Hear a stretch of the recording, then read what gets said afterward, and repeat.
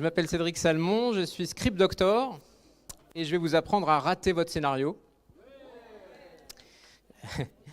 Un petit mot quand même avant, merci beaucoup à l'école Méliès et à Franck Petita de m'avoir demandé de partager mon expérience.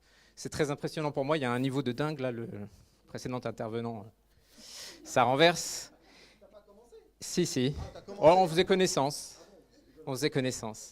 Je t'en prie. Non, mais parfait. Je te remercie. Non, mais pas du tout. En fait, Cédric va nous amener sous l'angle du cinéma, à comprendre, en tout cas, à étudier les questions qu'il ne faut pas faire. Ton titre m'a beaucoup plu en fait et m'a fait beaucoup rire parce qu'on se dit toujours oui, je veux être scénariste, je veux machin, tout ça. L'auteur, le scénariste, toutes ces choses-là, il faut que tu nous parles de tout ça. Et en fait, Cédric nous est envoyé par des amis en fait qui sont le Puy du Fou. Alors je vous invite vraiment à aller voir le spectacle fabuleux qu'est le Puy du Fou, qui est un lieu extraordinaire. Moi, je me suis retrouvé sur un des spectacles avec 150 oiseaux autour de moi. C'était émouvant. Mon fils de 17 ans s'est mis à pleurer. Je voulais faire pleurer quelqu'un de 17 ans, mon fils est assez costaud quand même. Là. C'était pas mal, grande émotion, vraiment. Et je tiens à le dire, c'est eux qui nous ont envoyés, qui nous ont fait nous rencontrer. Je crois qu'il y a Hubert qui est dans les parages, on peut saluer, de Terranzac, qui est là, qui est un des producteurs au Puy du Fou, qui est parmi nous. Voilà. Merci à toi d'être parmi nous. Je sais qu'il y en a qui sont en ligne aussi. On peut faire un petit coucou à Guillaume qui est sur son lit d'hôpital, mais qui est quand même parmi nous, voilà, et qui va très bien, je vous rassure. Voilà, merci, je te laisse parler et merci d'être avec nous. Merci Franck. Oui, donc je disais, c'est très impressionnant pour moi, le niveau des intervenants est exceptionnel, hein, avec le talent qu'il y a là. On pourrait faire, vous imaginez le film de dingue qu'on pourrait faire ? Les films. Et évidemment, pour faire ces films, il y aurait peut-être un petit problème au départ, parce qu'il faudrait quand même un scénario. Et les mots sur le papier, le stade des mots sur le papier, ça devrait être le plus simple, quoi. Et il faut reconnaître que c'est extrêmement difficile. Pourquoi c'est aussi difficile ? C'est mon métier. Et donc, nous, on a un début d'explication. Donc, moi, je suis script doctor au sein d'une société qui s'appelle iConcept. Ça fait 10 ans qu'on existe. Donc, c'est une société de script doctoring qui travaille pour des producteurs de cinéma, donc notamment le Puy du Fou. Pour les séries télé, etc. Enfin bref, les créateurs de contenu en général, donc aussi les réalisateurs, aussi les éditeurs, la narration interactive, etc. Donc la réponse que nous, on apporte modestement à pourquoi c'est aussi difficile d'écrire une histoire, le mot sur le papier, le premier point de départ qui nous permettrait tous ensuite de faire un film, de fédérer les énergies, bien, notre modeste lecture, c'est de se dire que la clé, c'est peut-être d'écrire vite. C'est-à-dire que quand il y a une inertie, et là, ça m'a beaucoup parlé de voir le modèle vivant et les croquis rapides.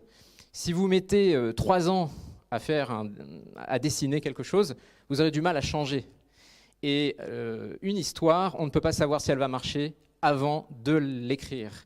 Et donc, plus on met de temps à écrire cette première version, moins on a de temps, c'est mécanique, pour faire une deuxième version, et l'énergie. Et donc, nous, on est spécialisé chez iConcept dans l'écriture agile. On a un modèle d'écriture qui est employé par les professionnels et qui est aussi enseigné dans les écoles. Et l'idée, c'est qu'en fait, on se donne les moyens de se tromper. Voilà. Donc, l'idée, c'est d'aller vite pour avoir exactement l'équivalent du dessin pour vous. Voilà. D'aller rapidement poser les lignes de force, juger l'histoire et avoir cette dialectique. Et alors, en fait, on emploie un script doctor à différents moments. Mon métier, c'est, par exemple, un producteur peut nous appeler en amont pour sécuriser la vente de son projet, avoir le meilleur projet possible pour avoir des partenaires financiers. Le script doctoring à proprement parler, en fait, si vous voulez savoir quel est mon métier, fondamentalement, je suis un coach de sportifs de haut niveau. C'est-à-dire que la performance, c'est une performance artistique. Voilà. Ça, c'est l'air de rien, c'est quand même quelque chose d'important, parce que je parle aux étudiants qui sont ici, vous arrivez en première année, vous ne connaissez pas grand-chose, le gap entre je ne sais pas et puis les premiers cours et les premiers éléments techniques, c'est génial. Ce qui est beaucoup plus difficile, c'est d'être un professionnel. Parce que progresser quand on est pro, c'est très difficile. Et donc le métier de script doctor, c'est challenger, c'est un sparring partner comme en boxe, c'est challenger des professionnels pour monter le niveau. Et puis il y a une troisième, malheureusement, ça fait partie intégrante du métier de script doctor, c'est même le plus souvent le cas, on appelle un script doctor aussi non seulement pour sécuriser les budgets, non seulement pour obtenir la meilleure version de l'auteur et le challenger, mais aussi quand ça ne va pas. Il y a un côté pompier volant. Donc je connais assez bien les cas de figure d'échecs, en fait, et de difficultés. Je vais essayer, en fait, je vous en ai sélectionné 6. C'est les 6 que j'aurais aimé qu'on me dise à l'école de cinéma. Donc voilà. Alors, première étape pour écrire un mauvais scénario, à mon sens, écrire pour le spectateur. Alors, le spectateur, c'est très abstrait. Déjà, d'un point de vue de créativité, ne pas savoir pour qui on écrit, c'est compliqué. D'ailleurs, vous avez vu les intervenants, le précédent intervenant a dit, bon, je vais m'adresser quand même principalement aux étudiants. Il avait besoin de savoir. Là, en fait, je suis en galère. Pourquoi ? Parce que vous avez un niveau, vous êtes élève. En direct, il va y avoir sur Internet, en ce moment, il y a des professionnels. Il y a aussi des gens qui sont des spectateurs amateurs. Donc, plus le public est large et diffus, et moins c'est évident. Donc, d'un point de vue de créativité, vous voyez bien, je pense que c'est assez juste d'imaginer que J.K. Rowling, puisque je parlais d'Harry Potter tout à l'heure avec quelqu'un, elle a écrit en pensant à ses gosses. Vous voyez ce que je veux dire ? Pas plus tard qu'hier, un producteur de cinéma qui fait des films, je dirais en images réelles, il a une fille et du coup il a écrit un long métrage d'animation parce qu'il avait quelque chose à lui dire. Et d'ailleurs, il m'a dit, s'il y a des étudiants qui cherchent... je cherche quelqu'un en partenariat pour dessiner. Donc, venez me voir si vous voulez être mis en relation avec un prod de ciné qui ne connaît rien à l'anime et qui a un long métrage à faire. En tout cas, donc voilà, première étape d'un point de vue créatif, c'est extrêmement, c'est pas franchement bon signe d'écrire pour le spectateur. Et surtout, il y a un autre problème, c'est que ça fait tout de suite le pas entre ça et le nivellement par le bas est quand même rapidement fait. Parce que très souvent en réunion, on va se dire les gens comprendront pas. Et tout à l'heure, je crois que il y a un précédent intervenant qui parlait du fait qu'il y a de moins en moins de biodiversité à l'écran.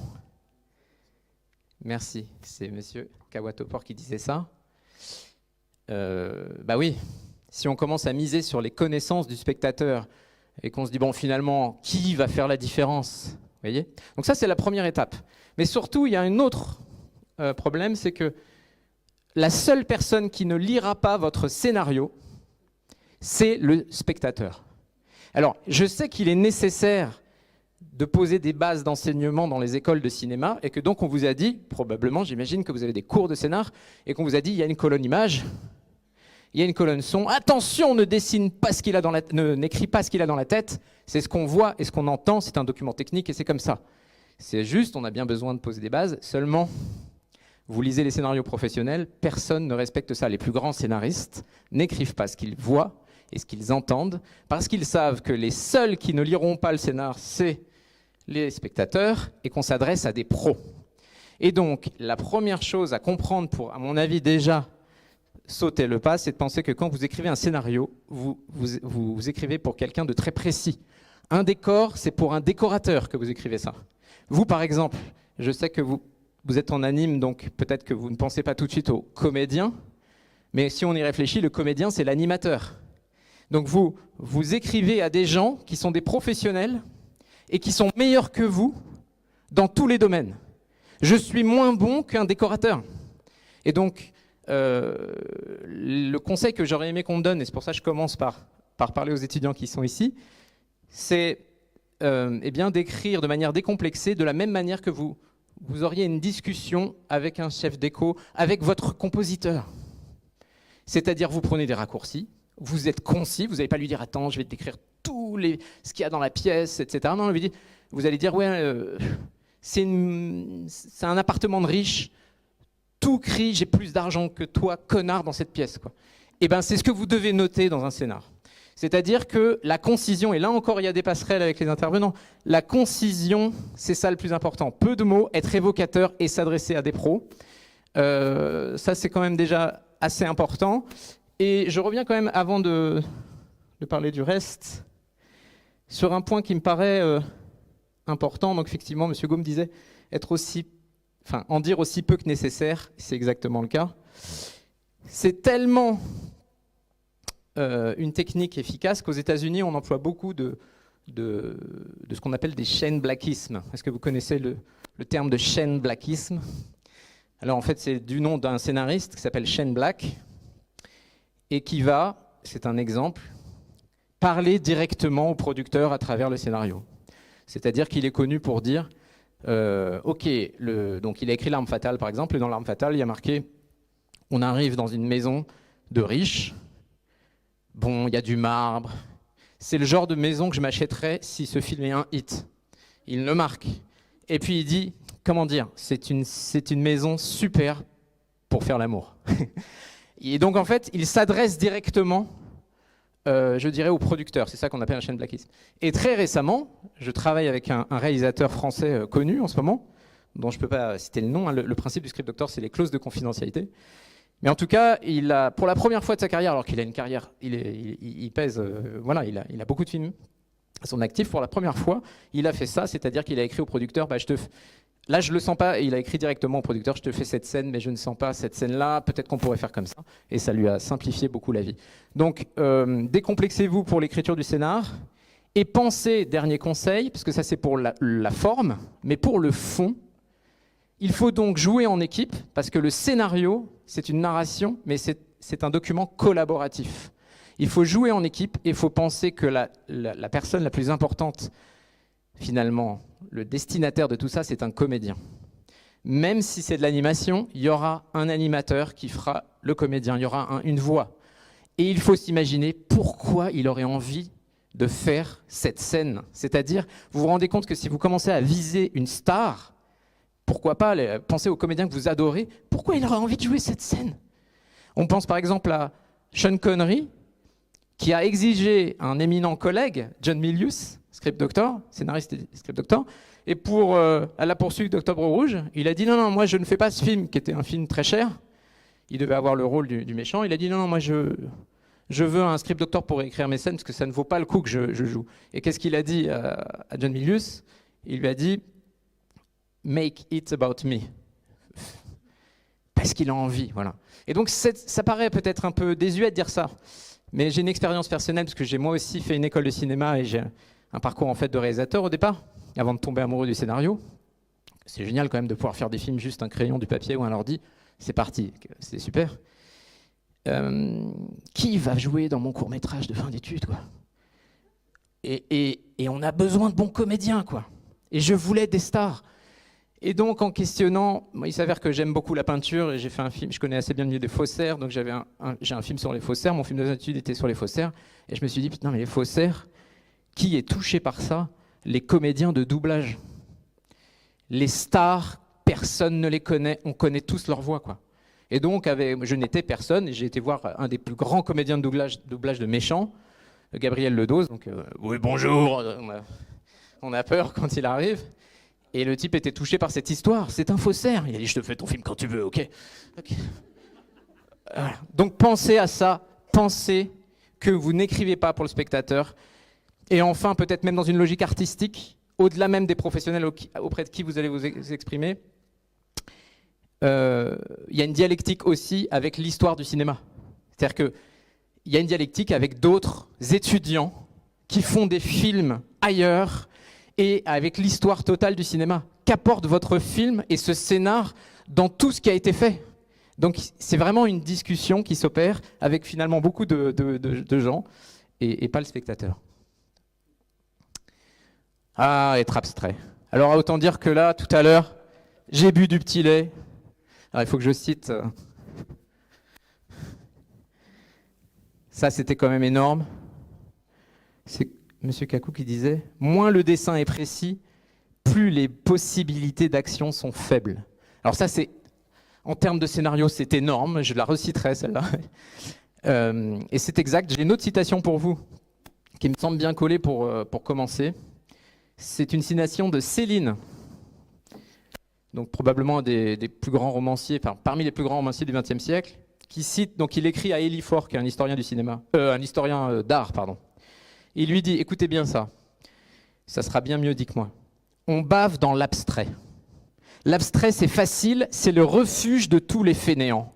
Qui ne travaille pas est pourri d'idées générales et généreuses. Ce qui est beaucoup plus difficile, c'est de faire rentrer l'abstrait dans le concret. La fuite vers l'abstrait, c'est la lâcheté même de l'artiste. Eh bien, pourquoi ça va nous aider à planter notre scénario ? C'est que très souvent, on a une idée, un point de départ. Ça, en général, on l'a. Il est très facile de commencer à se faire un film dans sa tête. Je pense que vous serez d'accord avec moi, souvent, vous avez le point de départ de l'histoire. Mais on est victime d'un biais cognitif qui est qu'on se souvient des émotions. On ne se souvient pas des actions. Si vous allez voir un film, je ne sais pas, vous prenez n'importe quel film, prenons un film d'action justement, prenons Indiana Jones, et vous dites à la fin de la salle, enfin vous sortez, vous tendez le micro, alors qu'est-ce qu'a fait Indiana Jones dans le film ? Oh, il a fait plein de trucs. Oui, mais quoi concrètement ? Juste une action, dis-moi ce qu'il a fait. Bon, il a utilisé son fouet, il a embrassé la fille, il a tiré, enfin tu vois quoi. Non, je ne vois pas. Qu'a-t-il fait ? Parce que le comédien, quand il vient sur le plateau, il doit faire des actions. Le métier de scénariste, c'est de produire des actions précises, exactement comme pour la peinture tout à l'heure, on disait. Plus c'est abstrait, plus c'est flou, moins il y a de possibilités de narration. Et là, c'est quelque chose qui est le problème numéro 1, c'est-à-dire qu'il est très difficile, surtout pour un jeune auteur, un jeune créateur de contenu, d'accepter que les grands thèmes, les grandes ambitions artistiques, tout ça, c'est à la poubelle si le personnage, ou le personnage de fiction animé, pourquoi pas, ne fait pas quelque chose à l'écran d'intéressant. Et donc, la plupart des scénarios sont mauvais parce qu'il manque un élément essentiel, peut-être la fonction dramatique la moins connue de toutes les fonctions dramatiques. Elle s'appelle la tâche, avec un accent circonflexe. La tâche, c'est la volonté du scénariste de prendre du recul et de se dire, comment vous dire ça ? Je vais résumer ce que va faire mon personnage concrètement à l'écran pendant 80% du temps. Concrètement, quelle action va-t-il faire ? Qu'est-ce qu'il va faire ? Il va courir, etc. Les chefs-d'œuvre de l'histoire du cinéma sont des chefs-d'œuvre qui sont bâtis autour d'actions puissantes et conflictuelles. Je vous donne un exemple. Une comédie américaine, ça m'est venu tout à l'heure, To Be or Not To Be, de Lubitsch. Le déclencheur, facile. C'est une histoire d'espionnage. On est avec vous voyez, des aviateurs polonais qui sont des résistants pendant la Deuxième Guerre mondiale, et ils se battent contre l'occupant nazi. Et puis, dans le QG secret, ils donnent à quelqu'un qui va aller secrètement en Pologne des lettres pour leurs proches. Parce qu'ils sont en combat, ils ne les ont pas vus depuis longtemps. Il dit ouais, moi j'y vais, donne-moi pour ta mère, donne-moi pour ta sœur, donne-moi pour ta femme. Et une fois que le type part avec les lettres et leur courrier, ils s'aperçoivent que c'est un traître et qu'il va donner ces lettres aux Allemands et à la Gestapo. Ah, ça, voilà un bon départ de film. On aurait pu tous l'avoir, ce départ de film. Ça donne un objectif. Tout ce qu'on a dans les livres, je ne vous en parle pas, vous connaissez ça, il faut un objectif. Ok, ils doivent retrouver, empêcher que ces lettres soient donc remises à la Gestapo, sinon c'est fini pour tout ça. Le problème du film qui est intéressant, c'est que, et on va basculer dans la tâche, c'est que le héros de guerre qui est censé aller plus vite, essayer d'intercepter ce traître, se fait abattre en avion. Il est alité, il ne peut plus marcher, et il est récupéré par des comédiens, des losers, des gens qui essayaient de monter une pièce anti-nazie en Pologne, et qui se retrouvent avec cette mission malgré eux. Que vont faire ces gens pendant 80% du film ? Ça s'appelle la tâche. Je peux le formuler en quelques mots, et si c'est conflictuel, déclinable, vous avez un film. Ça va vous éviter tous les ventres mous. Dans ce film, que font-ils ? C'est des comédiens, ils ont un décor de pièces anti-nazis. Facile, ok les mecs, c'est facile. On le récupère à l'aéroport. On se fait passer pour la Gestapo. On joue le mec de la Gestapo. On récupère les lettres, peinard. Et puis après, qu'est-ce qu'on fait ? Ah ouais, le problème, c'est qu'il va se rendre compte de l'erreur. Bon, non, faut le tuer. Ah putain, c'est chiant. Ok. Et puis, que vont-ils faire pendant le film ? Oui, mais la Gestapo, elle attend des lettres, il faut aussi leur remettre. Donc on va aussi devoir se faire passer pour ce traître auprès de la Gestapo. C'est ultra conflictuel, c'est ce qui peut arriver de offrir à un comédien jouer avec des enjeux de vie et de mort, c'est des comédiens comiques. Et voilà. Ici, c'est une tâche, et ça, c'est extrêmement important. Et c'est finalement un film, c'est quelqu'un qui fait des trucs avec des bidules, qui utilise des objets, exactement ce qu'on vient de voir. Est-ce que le personnage peut se saisir d'un objet? Voilà. Donc mon conseil pour rater votre scénario, restez dans l'abstrait. Ne produisez surtout pas une action intéressante à faire et ne verbalisez pas. En avance, mon film sera intéressant parce que le personnage va devoir faire ça à l'écran, que c'est conflictuel, qu'on l'a jamais vu vraiment, et que ça va donner, on en revient à la fois précédente, du grain à moudre au comédien ou à l'animateur. Et ça, c'est vraiment mécanique. Peut-être que ce qu'on pourrait faire, c'est faire un petit essai. Parce que je sais que Franck, le directeur de l'école, aime Léonard de Vinci. Donc imaginons, on fait un court-métrage, on va dire une sitcom. On a un principe, on prend un personnage qui invente une machine à voyager dans le temps, et le type, il est fondu de futur. Vous voyez, c'est le gars, il veut aller dans le futur, il adore tout ce qui est futuriste, toutes ces histoires de Moyen-Âge, tout ça. C'est des rétrogrades, les gens, enfin, pour lui, les gens se torchaient dans les rideaux. Lui, c'est le futur, c'est un progressiste. Et imaginons que notre série raconte qu'il se plante et que sa machine à voyager dans le temps, au lieu de l'amener dans le futur, l'amène au temps de Léonard de Vinci, près du Clos Lucé, par exemple. Au hasard.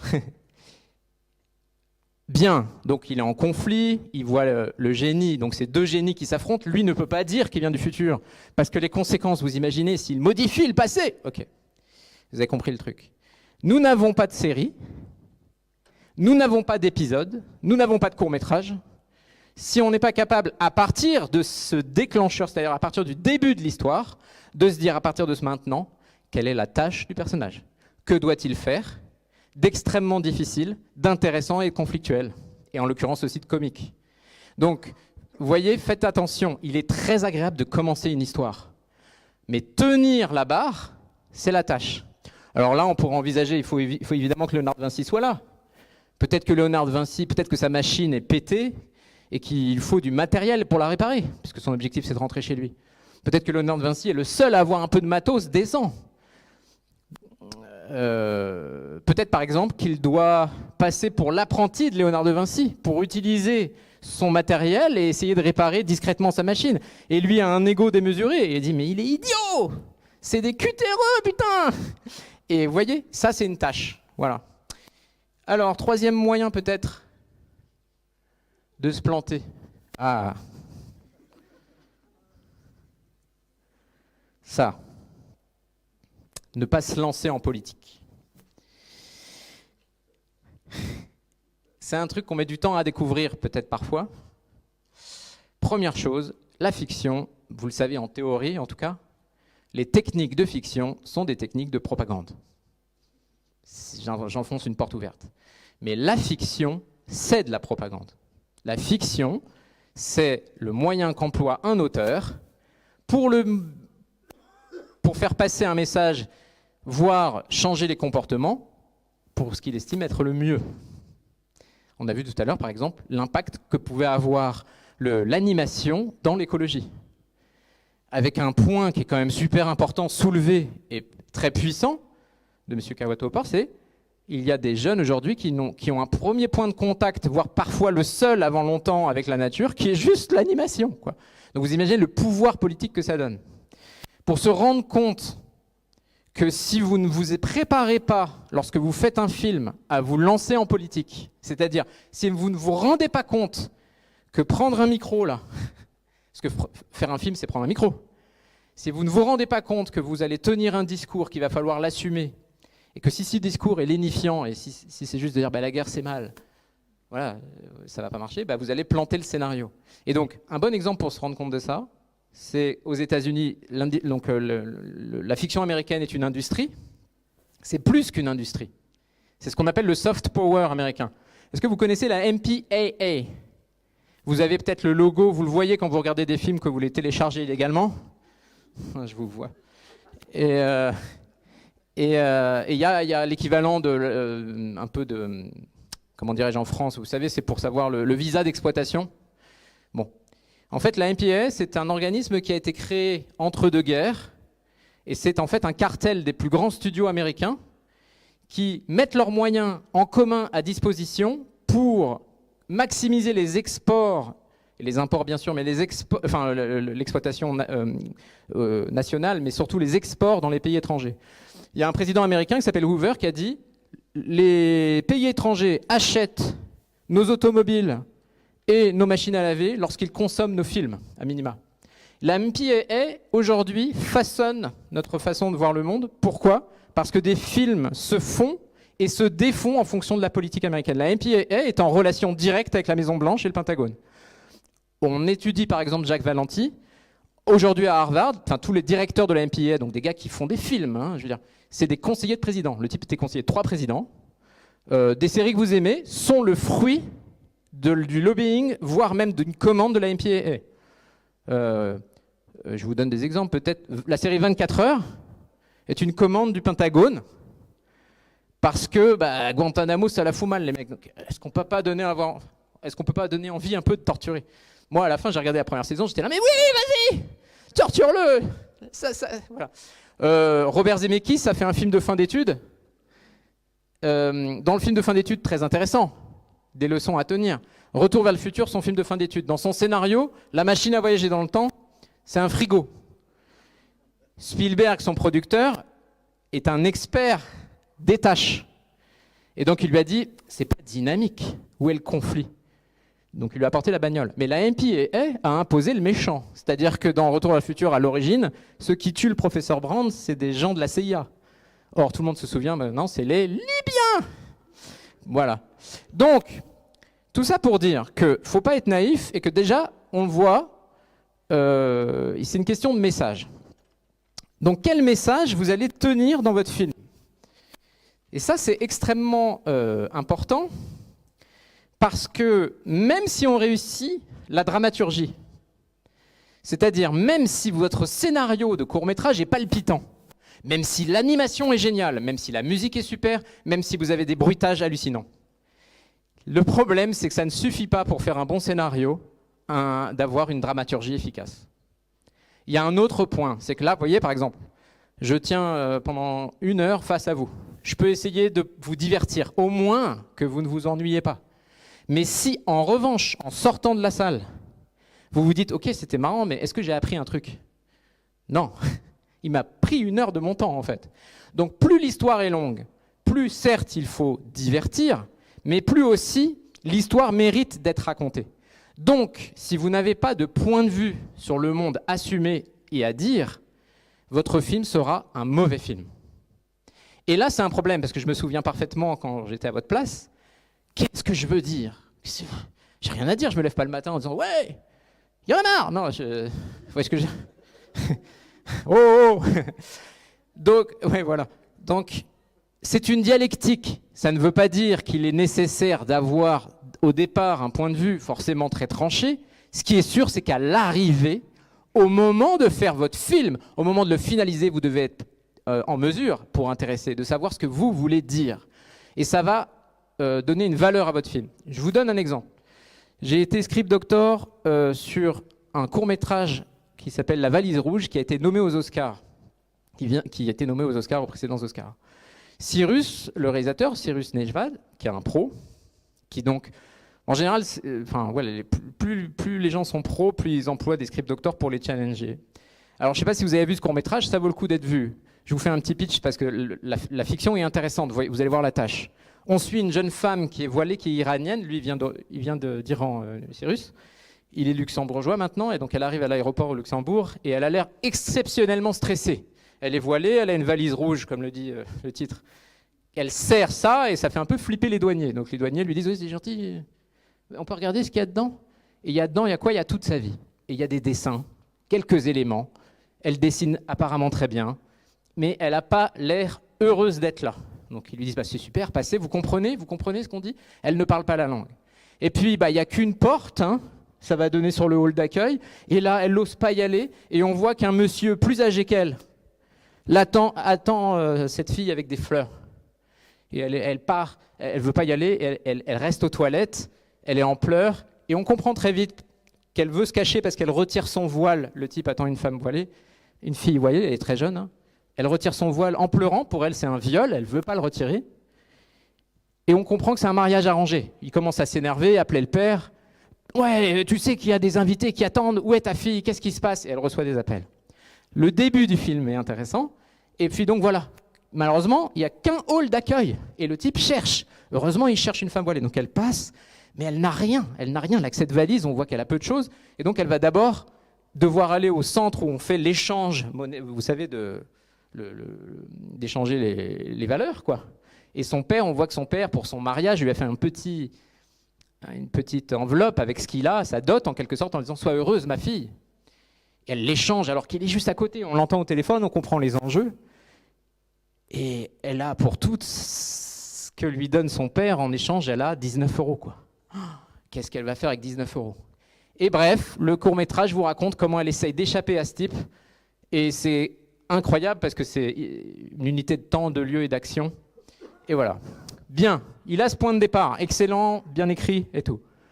Maintenant, la proposition thématique, puisque c'est de ça dont je parle. Qu'est-ce qu'on veut dire? Au début, il me dit « Ouais, quand même, le mariage arrangé, c'est pas bien. » Oui. Qui va dire le contraire? Et en fait, ce qu'il faut faire, c'est prendre l'habitude de dire « Mais tu veux te lancer en politique en quelque part? Tu veux dire ça, juste ça? Ouais !» Tu prends un micro. C'est plus compliqué. Et donc, il y a une dialectique qui s'opère avec l'auteur, parce que souvent, ça se fait malgré nous. On interroge ce qu'on a écrit. Et dans le film, donc, elle s'échappe. C'est terrible. Avec son argent, elle se dit « Je peux prendre un billet de car ». Elle monte. Elle arrive à le passer. Elle va pour prendre le billet. On lui dit « Installez-vous ». Elle donne quasiment tout ce qu'elle a. Pour aller où, on ne sait pas. On va falloir qu'elle se débrouille. Et puis là, celui qui l'attend voit qu'elle a jeté dans la poubelle, avec écrit en iranien, comment dirais-je, avec écrit, enfin, le petit mot de son père, vous voyez. Donc il voit qu'elle est là. Et donc il la cherche. Il voit qu'il y a le bus, il monte dans le car. Elle arrive à sortir, à se cacher derrière les chaises, à ressortir, et finalement elle va dans la soute. Et le film se termine. Elle arrive à lui échapper, mais pour aller où? Et donc on discute, et je dis, mais tu crois qu'il va se passer quoi à cette fille, finalement? Qu'est-ce qui va advenir de cette fille ici? Et en creusant, je vois que lui, ce qu'il veut dire, c'est « Ouais, mais c'est pareil ici. Les filles ici, c'est des objets. Elle va devenir une prostituée, c'est sûr. Elle va se faire choper par je ne sais quel mafieux du coin, et voilà. » Et là, on commence à avoir une dialectique. Parce que ce qu'il veut dire, c'est que peste ou choléra. Et donc, ça va avoir une importance énorme. Parce que ce qu'il a fait, c'est que du coup, elle arrive dans un hall avec des publicités qui mettent à nu plein de jeunes femmes pour vendre des parfums. Et là, il commençait à dire quelque chose qui est beaucoup plus précis et aussi beaucoup plus dangereux. C'est peut-être moins politiquement correct de dire « Ouais, on donne des leçons, mais... ok, c'est l'objet dans tous les cas, objet de désir, il y a un vrai problème là-dessus. » Donc j'arrête là. Mais vous voyez là, comment ça peut apporter une profondeur au film. Donc c'est quelque chose qui est quand même très très important. Je ne dis pas que vous devez avoir une idée précise de votre thème au départ. Donc je vous donne quand même une astuce. Pour rater votre scénario, ne faites jamais l'effort d'écrire une phrase pour vous-même qui est une proposition thématique. Voilà. Si vous voulez au contraire faire un bon scénario, écrivez la morale de ce que vous voulez dire. Et là, vous allez voir que vous allez avoir un conflit intérieur énorme. Vous allez vous sentir ridicule. Mais c'est nul, on ne peut pas le dire, tout le monde... Vous n'allez peut-être pas vouloir assumer ce que vous voulez dire, et ça, c'est bon signe. Tous les grands courts-métrages des grands réalisateurs ont en fait derrière un message d'une certaine manière important pour les auteurs. Et ça, c'est valable aussi pour les longs-métrages. Ah, on peut quand même se faire plaisir. Pour les films aussi, c'est le cas. Starship Troopers. On en parle ou pas? Paul Verhoeven. S'il n'y a pas de proposition thématique puissante, c'est juste un film avec des mecs qui tuent des aliens. Ça n'a aucun intérêt.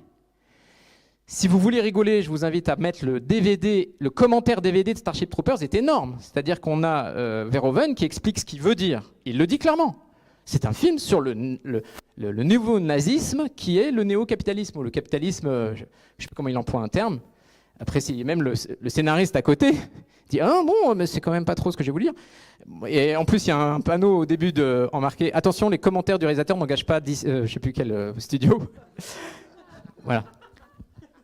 Si vous faites Alien et que vous faites juste l'histoire d'une nana et d'un ensemble de gens qui veulent échapper à un alien, ça n'a aucun intérêt. Pourquoi ça va nous toucher? Quel est le message d'Alien? Le vaisseau s'appelle Mother, l'alien vous pond un bébé de force dans votre ventre.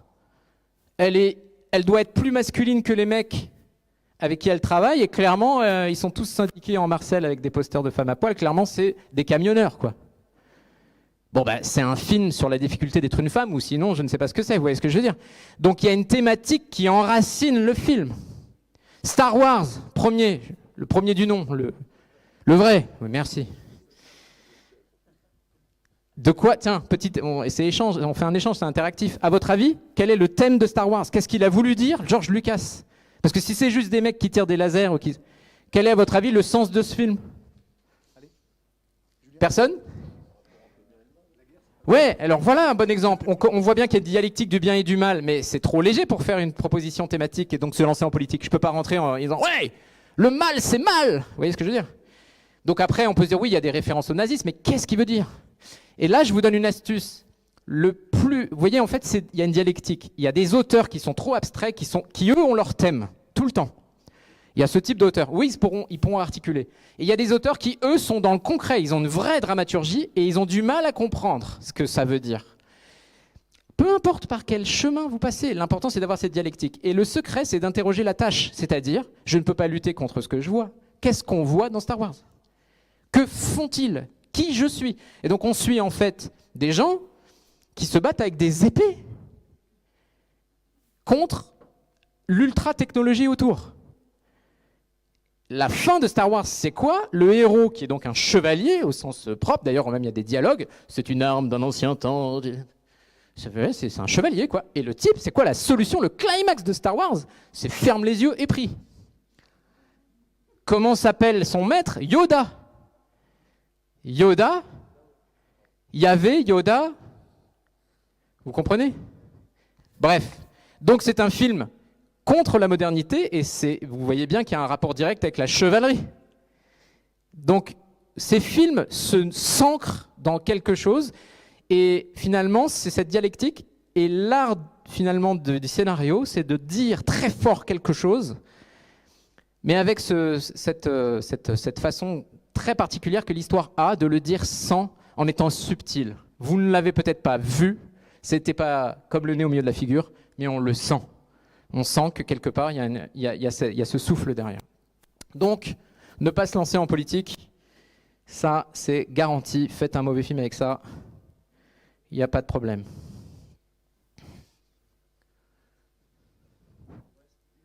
Ok. Oh, ça va, il nous en reste 3. Écrire dans l'ordre chronologique. Ah! On vient de le voir tout à l'heure. Quelqu'un a dit très justement, la narration, ça veut dire quoi? Il y a un avant et un après. Boum! Encore une super définition que je vais ressortir. C'est extrêmement juste. Je sais, vous allez me dire, oui, c'est évident, on ne doit pas écrire dans l'ordre chronologique. Tout le monde le fait, même les pros. C'est-à-dire, on se fait le film dans notre tête. On est son propre spectateur. Et donc, comme la logique narrative, c'est un avant et un après, eh bien, on brainstorm, on a notre point de départ, on a le déclencheur du film, et on se dit, qu'est-ce qui pourrait se passer après?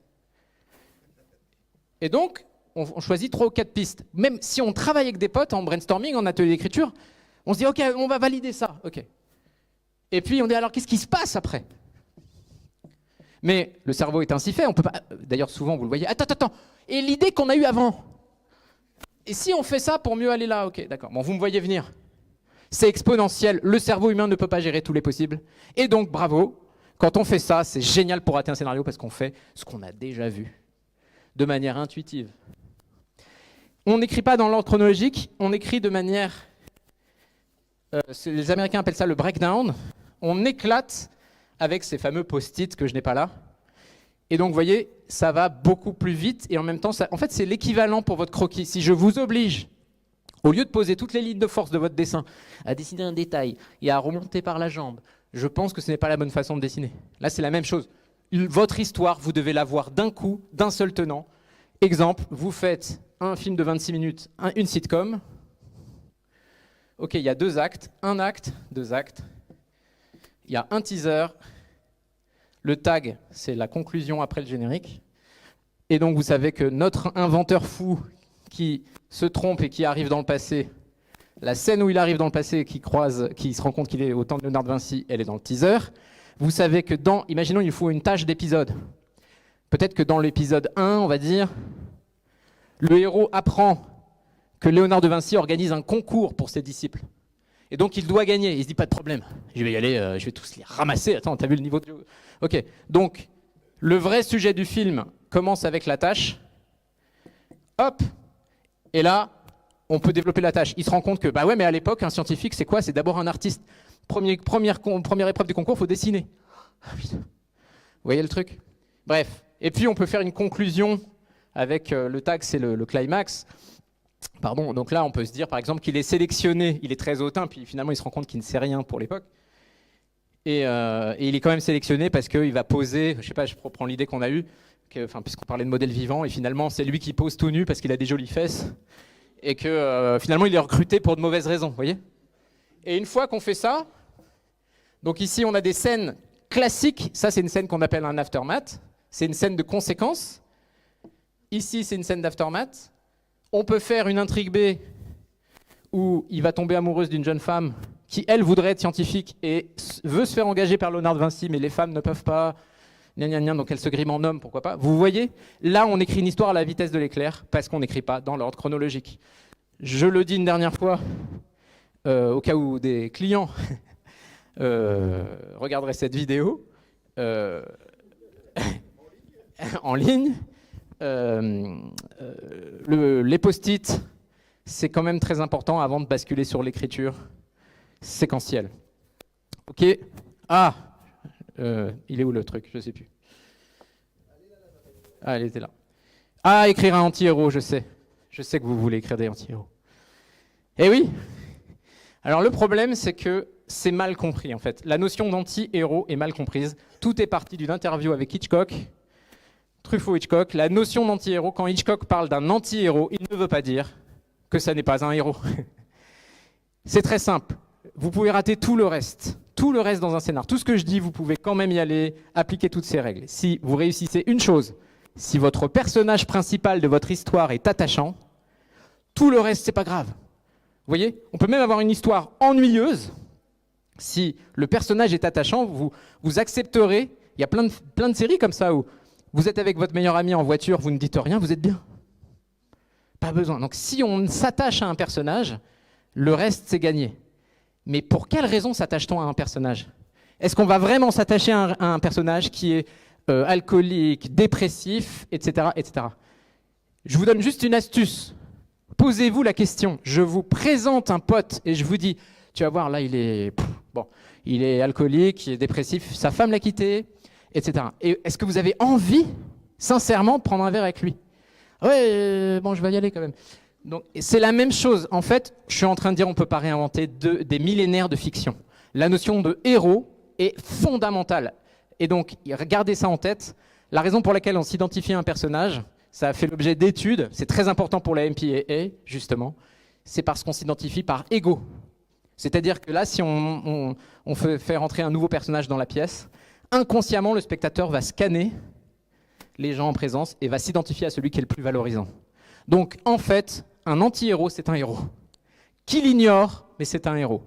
Je ne vais pas rentrer trop dans le détail, mais je vous propose d'avoir une sonnette d'alarme. Si vous voulez raconter l'histoire d'un loser, etc., vous avez totalement le droit. Il y a même un genre pour ça qui s'appelle le drama. Mais pensez toujours qu'en fait, le principe, c'est qu'on s'identifie parce que nous savons que c'est un héros que lui s'ignore être. On peut suivre Clark Kent pendant un épisode complet sans qu'il balance la cape, parce qu'on sait qu'au fond, il peut tous leur péter la figure. Ce que je veux dire, c'est que, vous voyez ce que je veux dire? Même si lui l'ignore, derrière Clark Kent, il y a Superman. C'est vraiment garanti, hein, je vous assure. On a fait des stats, puisqu'on lit beaucoup pour la profession. Le problème numéro 1 des films francophones, c'est que le héros n'est pas attachant. Pourquoi j'aurais envie de suivre ce type? Pourquoi? Bon, comme on m'a demandé de me presser... Hop, pardon. Oh bah tiens, ça a tout fait foirer. Hop. Hop. Ah, le dernier. Voilà. Ne pas connaître la Bible. Laquelle? Est-ce que je parle de Joseph Campbell, Le voyage du héros? Est-ce que je parle de Save the Cat ou je ne sais quel bouquin de dramaturgie? En fait, ça c'est vraiment le conseil que j'aurais aimé avoir. Il faut remonter à la création d'Hollywood. Mettez-vous à la place des studios américains. Vous investissez dans quelque chose dont personne ne veut, ou en tout cas vous voyez que c'est quelque chose de puissant, c'est une attraction foraine, le cinématographe. Avec une guerre sordide de brevets, vous arrivez à pouvoir produire les films et les diffuser. Donc vous êtes des studios et vous faites vos propres films. Tout va bien dans le meilleur des mondes. Les gens se ruent là-dessus, etc. Et vous avez un accord, on a tous un accord, on est des studios, on a tous un accord. On ne donne pas le nom des comédiens dans les génériques, les mecs. Pourquoi? Parce que le jour où il y aura leur nom dans les génériques, eh ben, ils vont devenir des stars. Et on voit combien coûte Sarah Bernard, merci bien, vous voyez ce que je veux dire? Donc, non. Et puis il y en a un qui craque, il y en a un de nous qui craque. Là. Et il donne le nom d'une comédienne au générique pour pouvoir la débaucher d'un studio. C'est ce qu'on appelle le star system. Les prix ont explosé. Maintenant, on est dans la merde parce que faire un film, ça coûte extrêmement cher. Payer Chaplin, ça ne serait plus possible aujourd'hui. Du coup, on n'a pas le choix, on rentre dans l'industrie. On doit répéter les succès. Et vous le savez mieux que moi, et on a commencé par dire ça, un film. En fait, je ne sais pas à quoi il va ressembler, parce que on est dans la recherche et développement. Votre film ne ressemblera à rien, enfin si, quand même un peu, mais je veux dire, il ne ressemblera pas à un autre. Comment est-ce qu'on pourrait faire pour répéter un succès, pour être sûr que ça marche? Puisque notre problème maintenant, c'est de faire de l'argent. Comment vous feriez pour qu'un film, quand il marche, je puisse répéter le succès? Quelle formule, quelle clé, quel angle de lecture? Si on fait que des remakes, ça va se voir quand même au bout d'un moment. L'analyse a été très simple et ça va conditionner notre vision du monde aujourd'hui. On va créer des genres cinématographiques. Qu'est-ce qu'un genre? C'est une mécanique préformatée par Hollywood pour plaire aux gens.